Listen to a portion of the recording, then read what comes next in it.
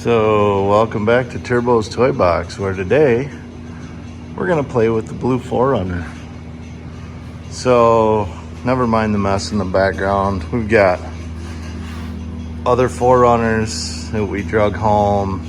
Fuel cell, my buddy Ben brought me down for this 4Runner because the factory pump is shot. So we're gonna run the tanks all rotted out. So run an aftermarket cell with an external pump like I have on Stomper, and maybe turn this into a little winter wheeling buggy, so we're not running Stomper down the salty road so much. This one's pretty much shot underneath anyway, so not that Stomper isn't, but you know, just in the idea trying to maybe keep a little bit longer. So picked up a good deal on these heated seats. My buddy's Razor that he swapped into some more race oriented stuff for what he's doing, and kind of gutting the interior out. Should be fun, you know, gonna haul extra people and the dog can go, and yeah, anyway, so one of many. But I've been looking for the Winch style bumper for the front of the new 4Runner. Kind of like the low pro look, didn't want to do like the, you know, full replacement style or anything.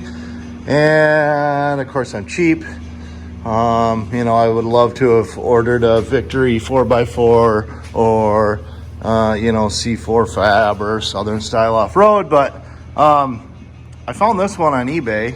It's the worn bumper. If you can even tell, but it does have like a ding in this top right there.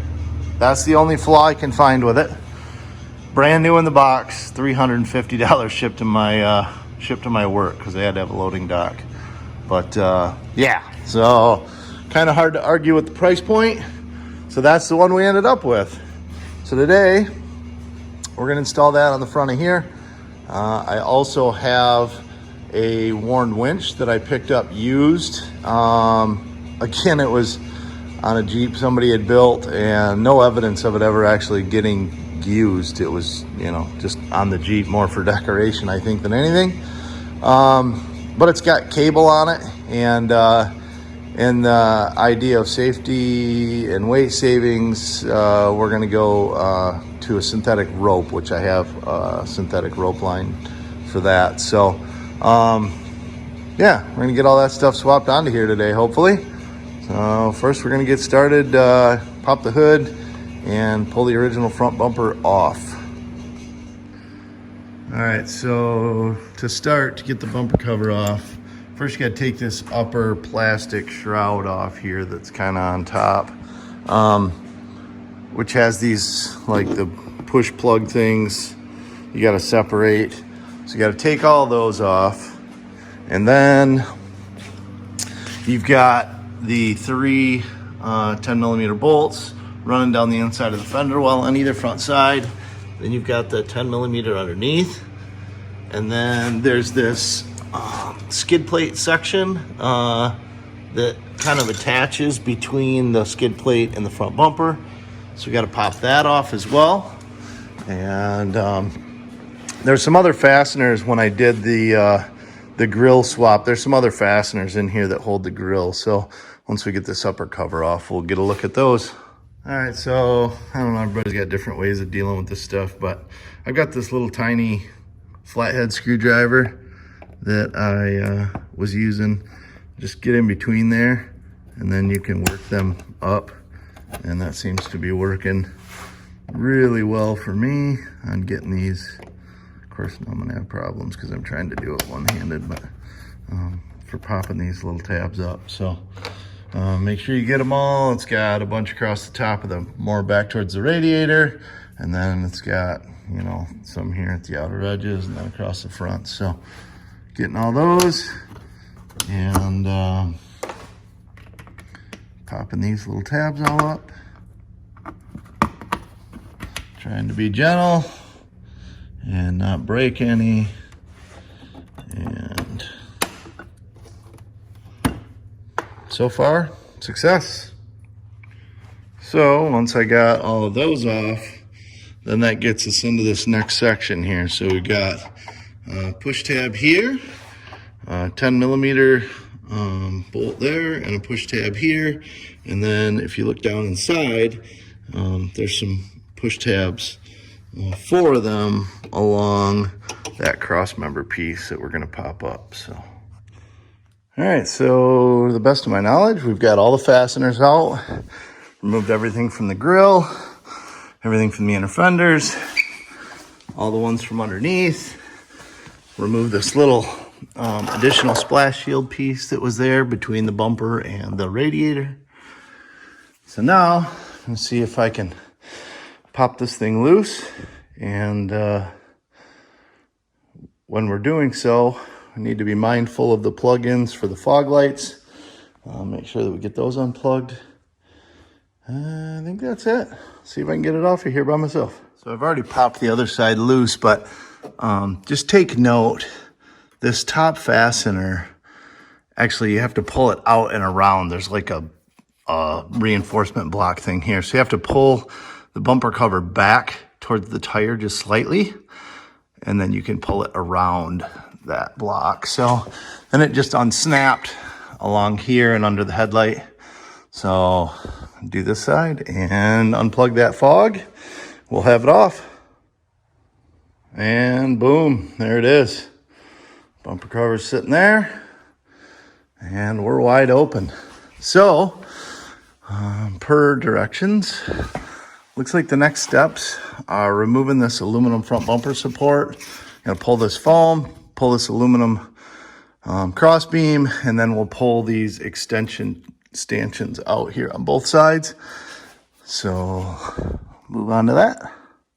So I popped that foam out of the way, and then you can access the 3 bolts that were in each end that go to that plate there. Removing, or nuts, I'm sorry, the 3 nuts. So removing those 3 nuts on either end, allowed that aluminum crossbar to come off. I actually took an extra step and unbolted those, and I didn't need to, so don't waste your time. The 3 bolts on either end on the top are just for these little extension pieces, which did not have to come off to do that, so I wouldn't waste your time. To be honest with you, other than, you know, I guess if you want to do it with a ratcheting wrench or something, you could access these 4 fasteners. You wouldn't even have to unbolt those brackets from the aluminum cross brace. You can just leave it all together if you wanted even, but anyway, it's an extra couple seconds work, no big deal. So this is what it looks like with the crash beam and extension brackets all out of the way. Getting her stripped down here. So now we'll bring that bumper over, but apparently you do have to do some trimming of these shrouds here that direct the air to the radiator. So I'll look again. I didn't see any like guideline for what's required for trimming. So I'm thinking that maybe I'll just bring the bumper over and kind of do some rough measuring and see if I can determine what exactly has to happen. So I got taken some measurements, and it seems like it's just going to be easier to remove those shrouds. So surprisingly enough, there's just one simple, the double push fastener things there, and the rest of it is snapped into other holes on the radiator core support. You see the holes here and here. So literally I pulled that one fastener out and was able to finagle the shroud out of the way. So I think it's going to be easiest to get the shrouds out of the way, get the bumper up and bolted into position where it belongs, and then test fit these and trim accordingly until you get them in there to fit the best that you can. All right, so I got both of those shroud pieces out of the way, and just kind of looking at the front of the truck, and I was reminded of our trip that we took earlier in the year. Some feathers actually still stuck to the air conditioning condenser here from that poor birdie that we hit on our way down to Toyota Takeover at the Silver Lake Sand Dunes, and our buddy Lance and his wonderful wife Stacy's wedding party. So crazy how cars can tell a story to you. Good reminders. Fun we had. Okay, so take note of the front frame horn plates. 3 bolts to the outside, 1 bolt to the middle of the truck. Front bumper, 3 bolts to the middle of the truck, 1 bolt to the outside. Huh. Isn't that funny? There's a reason why you get a good deal, Andy. Sooner or later you think you'd learn this, but guess we're doing some modifications. Okay, so obviously I have a bit of a unique situation here because I was trying to be cheap. I saved $500 on the cost of the bumper. So, you know, if I got to do a couple of modifications to make it work, that's to be expected. I'm not surprised. I got it from a discount auction house thing on eBay, so it is what it is. Not disappointed. Not going to try and call Warren, you know, who knows how these people got a hold of it, you know. It was probably some reject thing, and that's why they had it to begin with. So, anyhow, from here on until I tell you again, this is kind of unique to my situation. Had you had a properly assembled Warren bumper, you'd already be on to the next step. So, but I don't. So what I'm going to do, I found that the way that they mounted the plates on this particular bumper, the outside fasteners still work, line up, fit, everything else. The holes, this hole and the center hole of the 3 on the inside are perfectly horizontal with each other. So I'm going to have to elongate the inner hole just slightly so that my bolt will go into the factory threaded hole there. On the outside, they have left me ample plate here, which is great. So I should be able to come in from the back through the nuts that are there, the factory welded nut, and mark my other 2 holes so I can still get my 3 bolts on the outside and 1 on the inside, just as Warren had intended with a properly manufactured bumper. So, and then there's some additional bracing that we have to put on, which I'll get to here after I modify this. Okay, so kind of just give you a quick tutorial on what I did to get where I'm at. Buddy Chris stopped over and I utilized his help for a minute to get it mounted. But so to fit my application for what they had done to this particular one, bolted it up with the 1 bolt, marked the holes that I needed to mark, which includes mounting this extra side bracket piece, which goes through a pre-drilled hole in the frame back here. Through bolt goes all the way through to the inside, and then got to reach up from underneath, so I'll have to drop the skid plate to reach up inside there and nut and bolt that. And then there's a factory threaded hole here in the side of the lower radiator support. This bolt goes into there, and that utilizes that factory threaded hole and that other hole to hold this side bracket, the extra brace on, which stabilizes the bottom of the bumper. So temporarily put those into place so that we could mark the additional hole here that needed to be in place, because they had welded this bracket on backwards, and that had another hole. So we had to have 4 holes total on the outside. So we got those marked and drilled, and loosely installed the Warren x8000i winch in there that I had picked up, and just got that kind of bolted down, and just routed the wires across the that radiator support bar and came up through where the air conditioning line goes through here, and we'll tie that into the battery so when we get to that. But for now, we're going to get that skid plate dropped down. We're going to get these brackets bolted up and keep charging forward.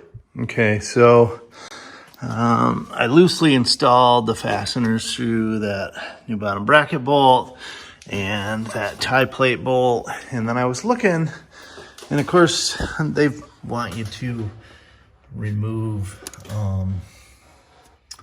the skid plate, but if you look down in the frame, get my light here, you can see that bolt right there. See it sticking out down there?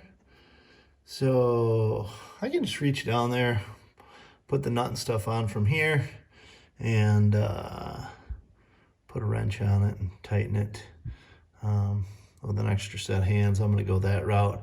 My only pet peeve with the Toyota is having to remove the skid plate every time to do the oil change. It's kind of annoying. So I think in the very near future, one of the next upgrades is going to be the skid plate with the removable access panel for doing the oil change. Anyway, okay, so as I'm going to tighten up fasteners, I'm tightening the fastener here to this extra tie plate, this lower fastener here. I noticed that in here, that tie plate was hitting the sway bar.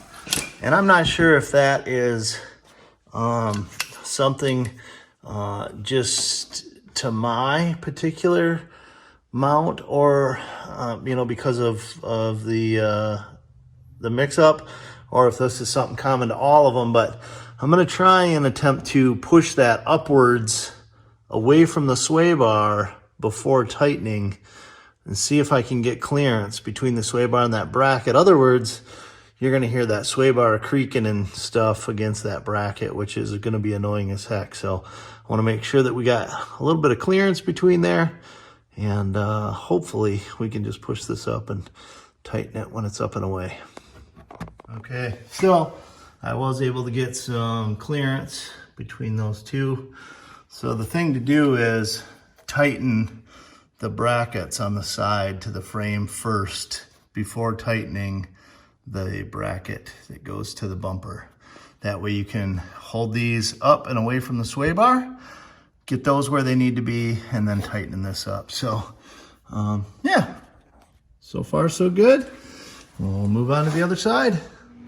So just making more steps here as I'm doing my installation. I went ahead and connected the winch to the battery, and I'm trying to determine, Warren provided this extension plug for the winch cable.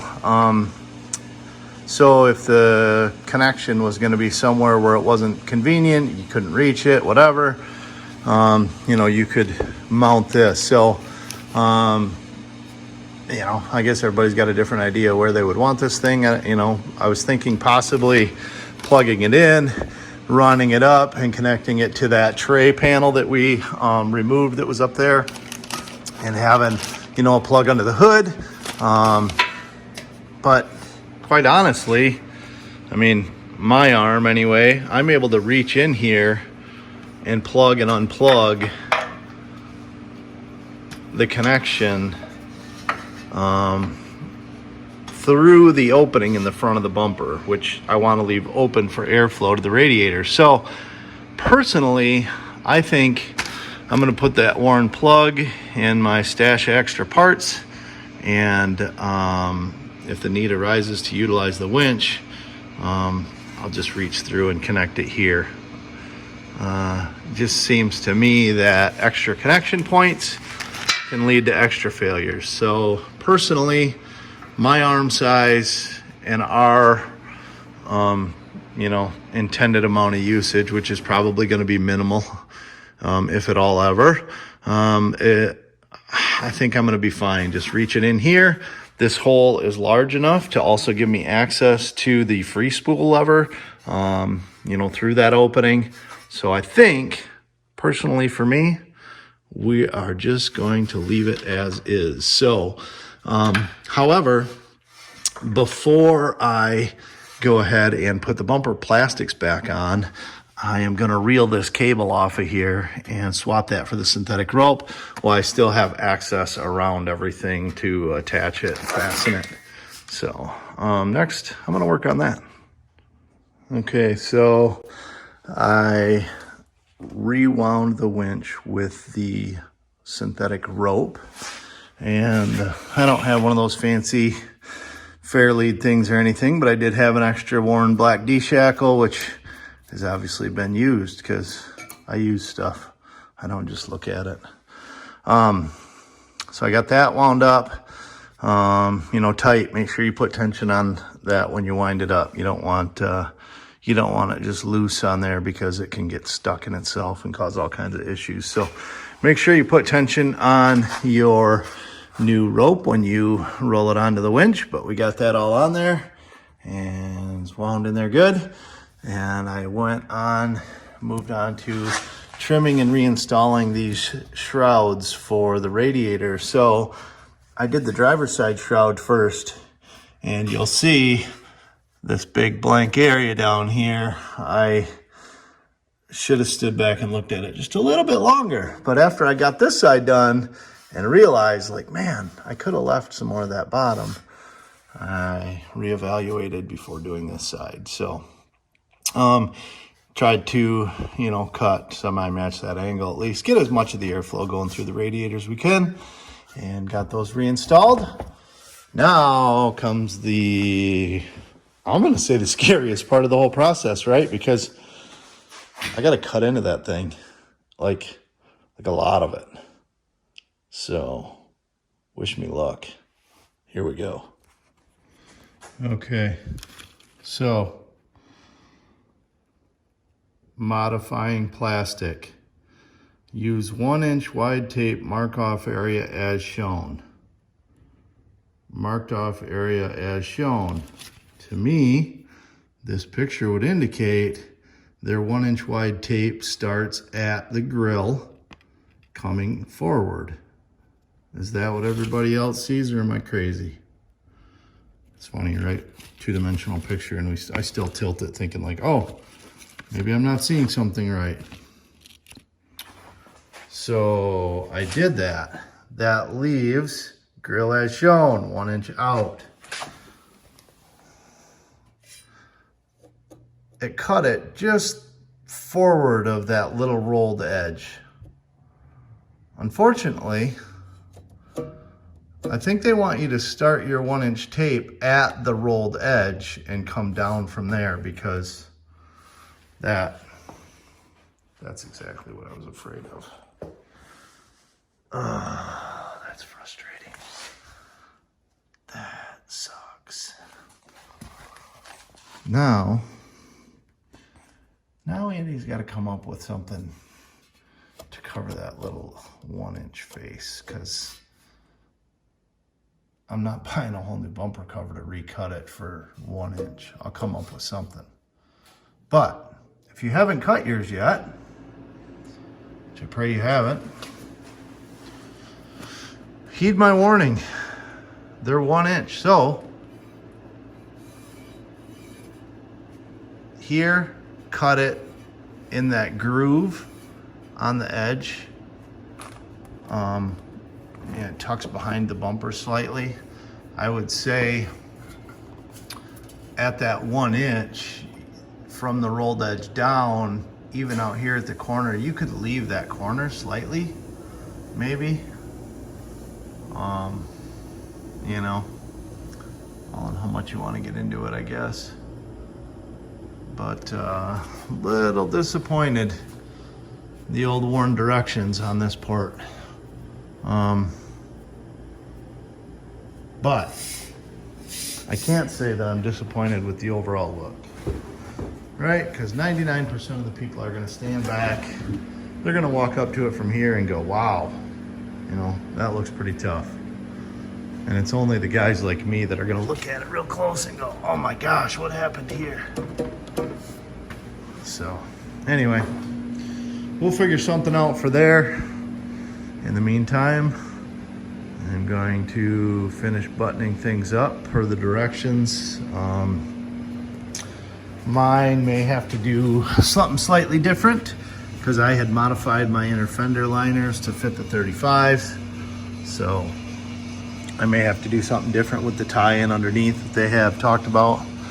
But all in all, I am not disappointed in the general look. I think it looks great. Pretty stoked. Let's finish buttoning things up. We'll get her outside, get some pictures. All right, so there it is. I am excited. I think it looks great. So I think I figured out what I want to do with the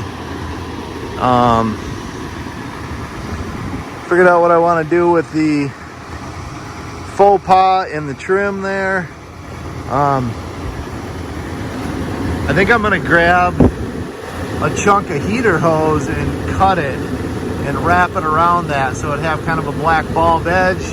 It would tighten up that gap, hide that black. It's all black up here. I think it would tie it in nice and you won't even really be able to tell. So, but final product, I saved $500 and we got some recovery points.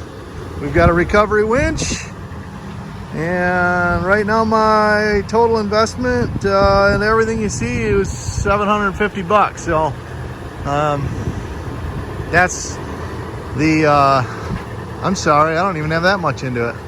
So I paid $250 for the winch, $350 shipped for the bumper, so it's $6. And my buddy Lance gave me that synthetic line off of his old winch that had fried. So I think we're in good shape. $600, not bad at all. All right, final product. So I went to the local auto parts store, got a piece of 5/8 heater hose and cut it to fit. Kind of wraps that bottom lip.